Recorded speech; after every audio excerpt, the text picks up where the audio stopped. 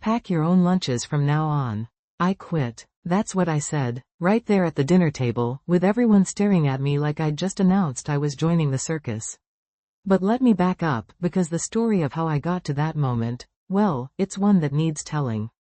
You see, I'm 74 years old, and I've spent most of my life making sure everyone around me was comfortable, fed, and happy. And somewhere along the way, I forgot that I mattered too.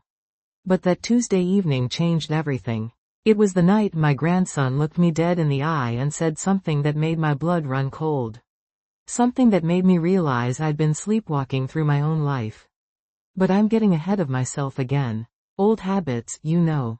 Before I tell you what happened next, I want you to stay with me.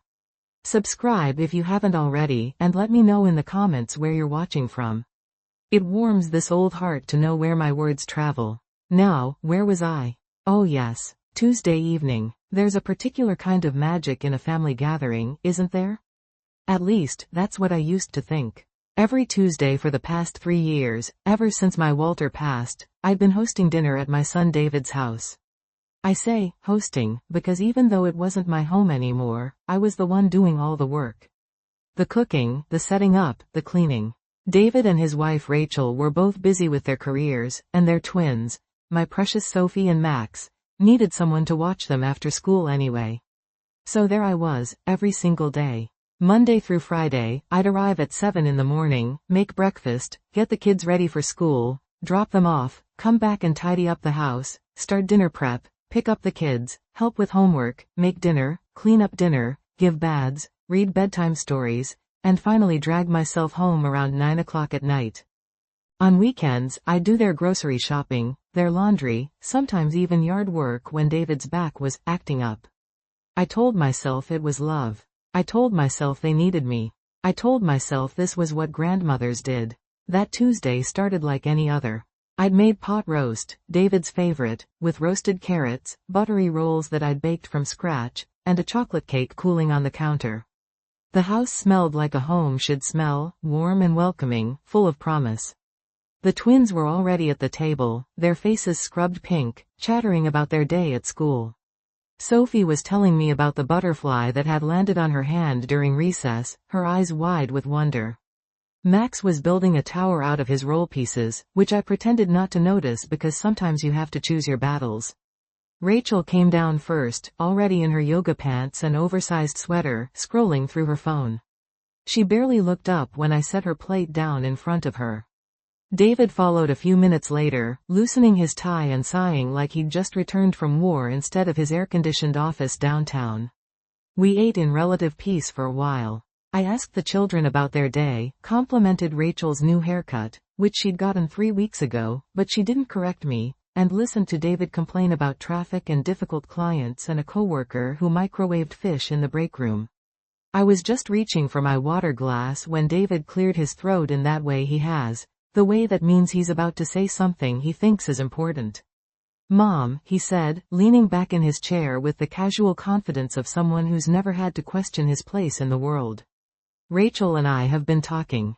I smiled, waiting. Maybe they were finally going to take that vacation they'd been planning. Maybe they'd enrolled the twins in that art camp Sophie had been begging for. We really appreciate everything you do, Rachel added, still not looking up from her phone. You're such a huge help with the kids. Something in her tone made my smile falter. There was a but coming. I could feel it. David set down his fork and looked at me with those same blue eyes I'd gazed into when he was a baby. The thing is, this arrangement works perfectly for everyone. You're here anyway, and you've said yourself that you enjoy spending time with Sophie and Max. So Rachel and I were thinking, this should just be your role now. You know, the grandmother who takes care of things while we focus on our careers and our marriage. I blinked. My role? Exactly, he said, nodding like I'd just understood something profound. It's what you're good at, Mom. You've always been the caretaker. And honestly, with what we'd have to pay for full-time childcare and a housekeeper, you're saving us thousands every month. Rachel finally looked up from her phone. We really depend on you, Margaret. The kids adore you. It's perfect. And if you have a problem with it, David continued, cutting into his pot roast, well, we can always make other arrangements. But I think we both know this is the best solution for everyone. The room went silent. Or maybe it was just that my ears were ringing. I looked around the table, at David, who'd already gone back to eating as if he'd just discussed the weather, at Rachel, who was smiling blandly, at the twins, who were listening with the confused awareness of children who sense something important is happening but can't quite grasp what. Sophie's small voice broke the silence.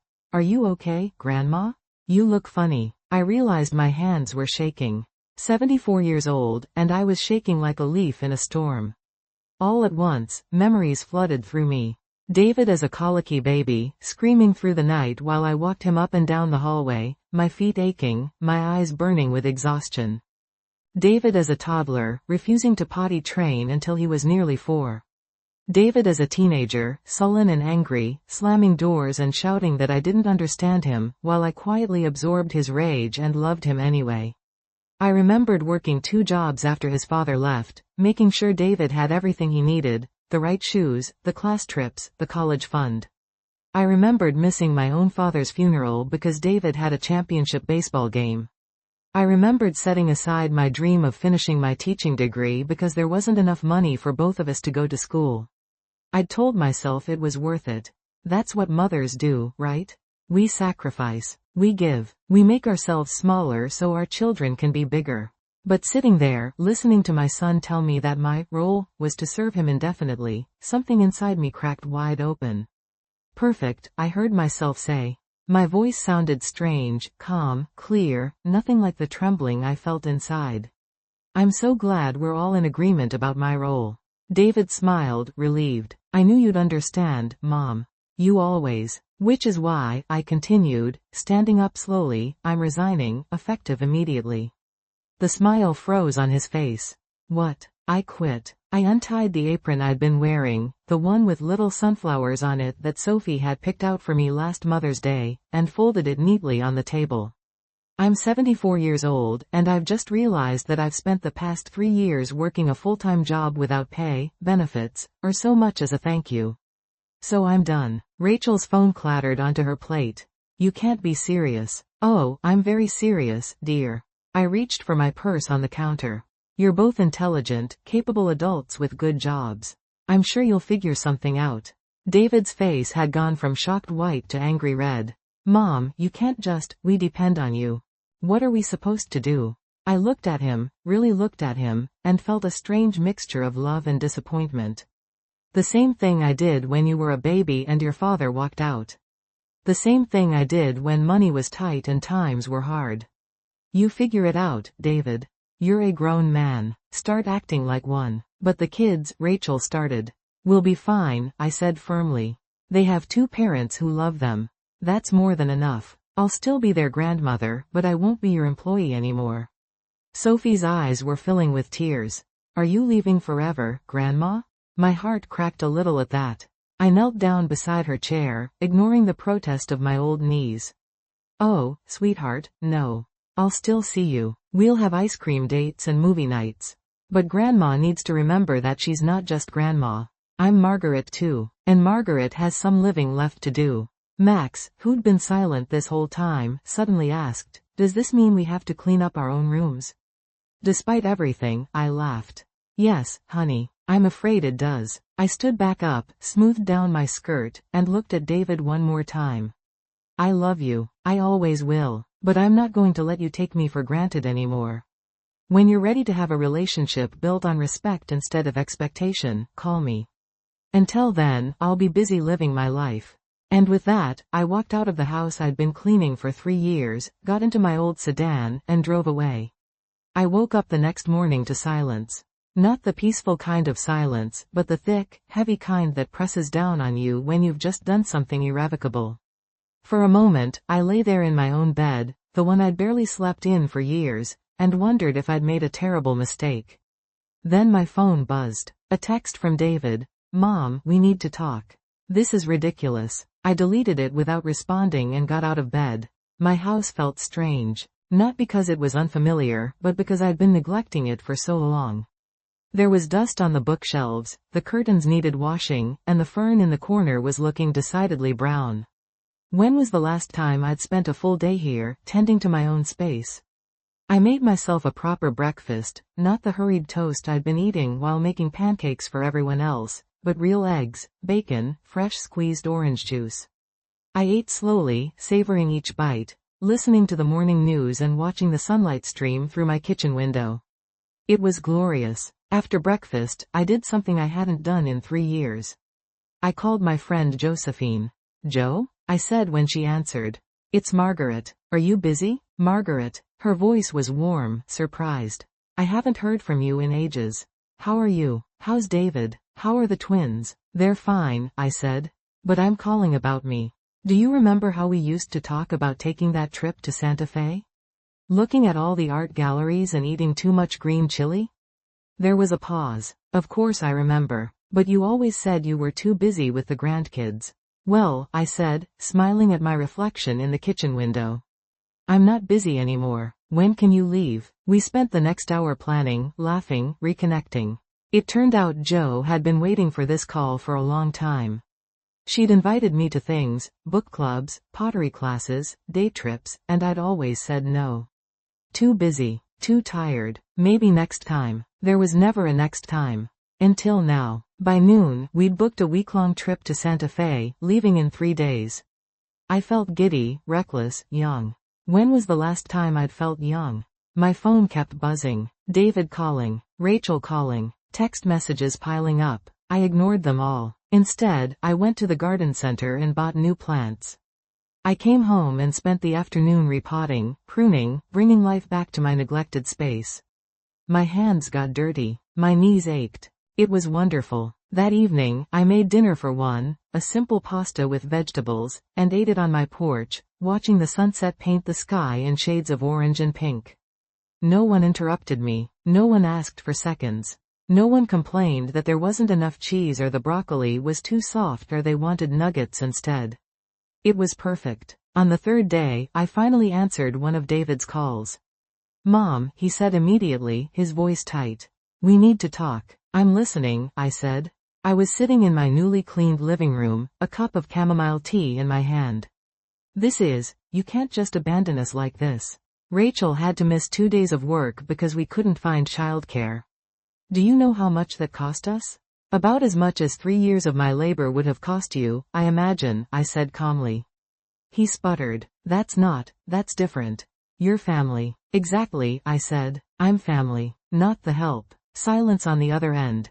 Then, quietly, are you really going to Santa Fe? I am. I leave tomorrow morning. What if we need you? David, I said, and my voice was gentle now. You're 42 years old. You have a wife, a good job, 2 healthy children.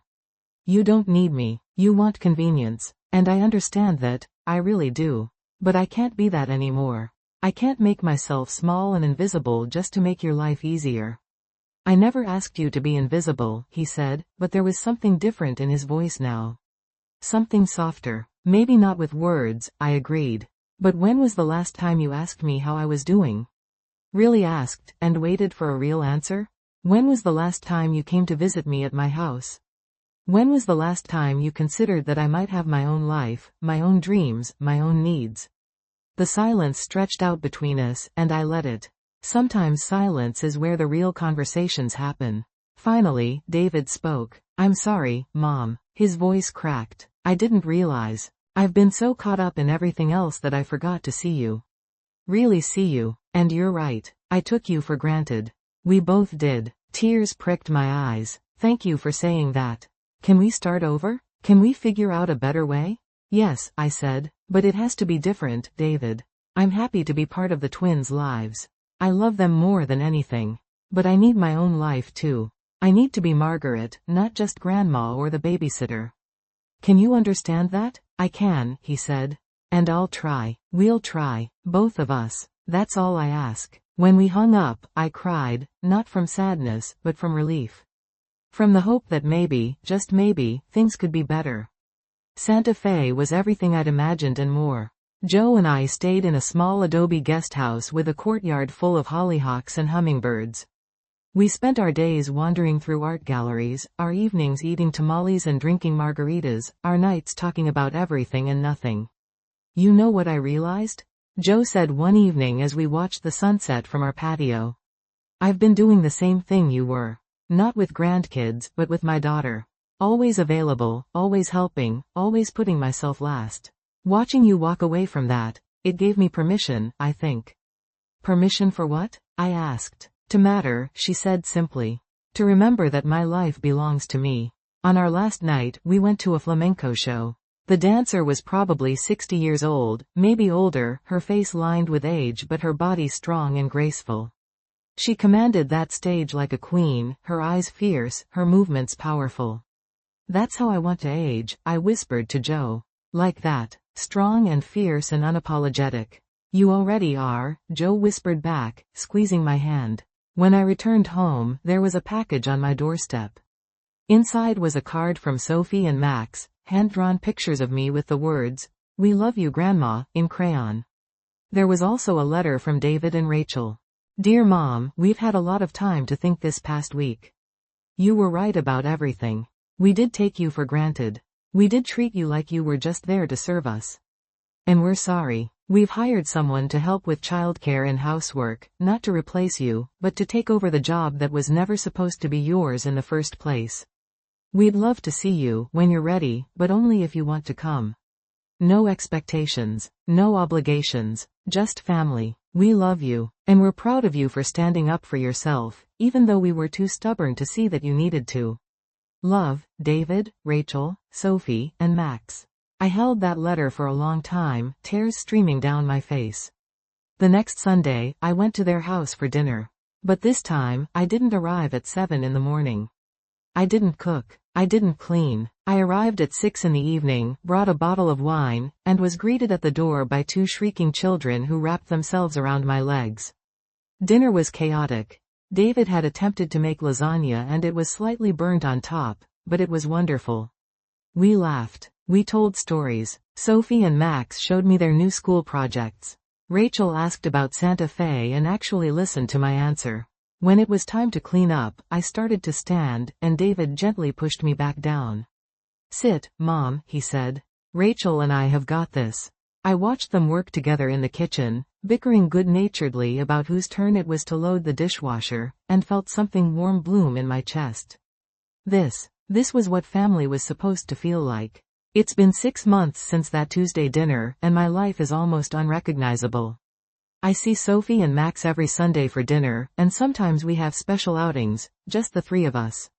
Last week, we went to the zoo. The week before, we made cookies at my house and decorated them with so much frosting that we all felt slightly sick afterward. But I also have my own life now. I joined a book club. I take pottery classes every Wednesday. I've been on 3 more trips with Joe, and we're planning another one to Maine in the fall. I even started dating, can you believe it? I met Harold at the pottery class. He's 78, has all his own teeth, and makes me laugh until my sides hurt. We're taking it slow, but it's nice. It's nice to feel like a woman again, not just a mother or grandmother. David and I are closer now than we've been in years, because our relationship is built on something real. He doesn't call me only when he needs something. He calls to ask how I'm doing, to tell me about his day, to get advice about being a parent. Last week, he said something that made me cry. We were having coffee at my house, just the 2 of us, and he looked at me across the table and said, "You know what, Mom? I think I'm a better father now. Watching you set boundaries, watching you choose yourself, it taught me that it's okay to be a whole person, not just someone's parent. It taught me that my kids need to see me as a real person too, with my own interests and needs. So thank you for showing me that. So let me ask you something, dear friends. Have you ever felt invisible? Have you ever felt like your only value was in what you could do for others? I'm here to tell you that it's never too late to change the story. It's never too late to remember that you matter, not because of what you can give, but because of who you are. Yes, it's scary. Yes, people might not understand at first. Yes, there will be uncomfortable conversations and difficult moments. But on the other side of that fear is something beautiful. It's freedom. It's joy. It's the chance to be fully, completely, unapologetically yourself.